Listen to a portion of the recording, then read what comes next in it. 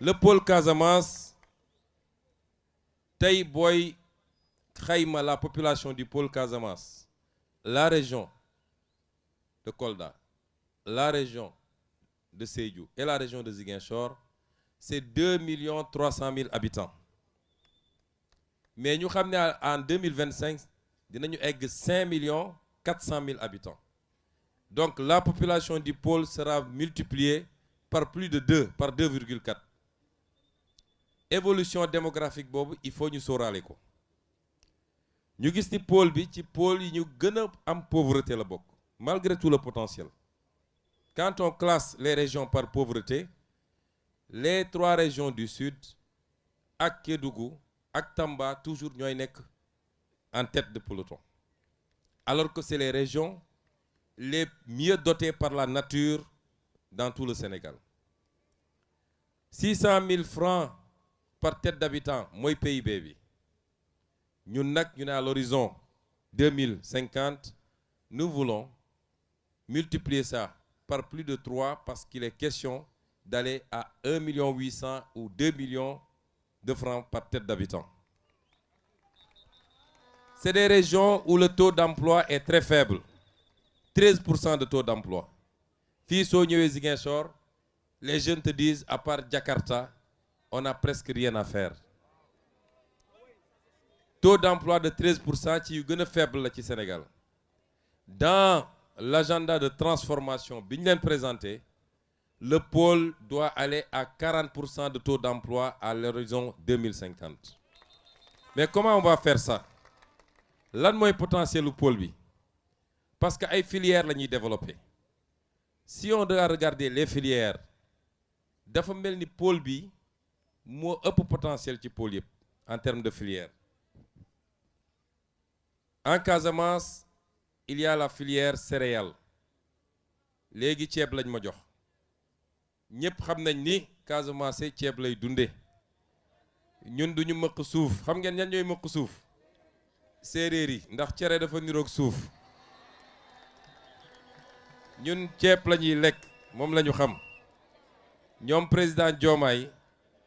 ñoom dañuy mëq suuf filière céréales yi que ce soit ceeb bi wala mboq bi wala dugub bi jusqu'au foño nga xam ne ñu ngi ko gën a ràññee la jëm ca Sédhiou jëm kaw c'est un potentiel très faible ci filières yi les cultures industrielles muy gerte bi ñëpp xam nañ ni fii ci bassin arachidier lañ ko mënoon tuddee dañuy bassin arachidier bi dañ koy féetale Sine ak Saloum ak Bawol waaye li tax ñu defoon fi usine Sonacos c'est parce qu'on produit beaucoup d'arachide région de Ziguinchor, région de Sédhiou, région de Kolda. Dès qu'on est arrivé, mission bi ñu assigné woon le directeur de la Sonacos mooy il faut que l'usine de la Sonacos démarre le plus rapidement possible te démarrer na cette année. Mais am na aussi filière bu am solo fii mooy kuuku bi mooy pour que ñi muy dégg yëpp xam mooy saalu darkase c'est comme ça qu'on l'appelle ailleurs fii on produit plus de 120 000 tonnes su ma juumul ci noix d'acajou saison noix d'acajou ñi fu bëri ñi fi nekk dañuy dem for kuuku bi mais fan la kuuku bi di dem indien yi ñoo koy jël exporter ko transformer ko seen dëkk dem jaayi ko Europe 4 fois 5 fois plus cher ce que nous voulons pour yooyu nga xam ne mooy les productions industrielles mooy lépp ñu transformer ko fii créer des usines qui vont créer des emplois ñu créer de la valeur ajoutée et c'est comme ça qu'on construit un développement. ñu am aussi filière arboricole les mangues su ñuy wax Sénégal foo taxaw soo nee mango rek dañ la naan Casamance foo toog rek dañ la naan Casamance mais mango yooyu la cay yàqu ci àll bi yéen xam ngeen ni bëri na et ce n'est pas normal les mangues les agrumes les produits forestiers ligneux comme non ligneux madd bi gis ngeen ni yaa 3 mois ci gannaaw homologué nañu le MAD Casamance au niveau international tool bi te yooyu yëpp fii la am Casamance doo ko fekk Dakar doo ko fekk Saint-Louis doo ko fekk feneen ak feneen man j'aime bien ces zones là waaye soo fa demee Siddéem nga fay fekk ak Sump ñoom de Ceefal donc fii ngay fekk yooyu yëpp te mu fiy yàqu. Notre volonté c'est de transformer tout ça ici en Casamance et vous allez voir avec l'agropole yàgg naa wax ni l'une des rares politiques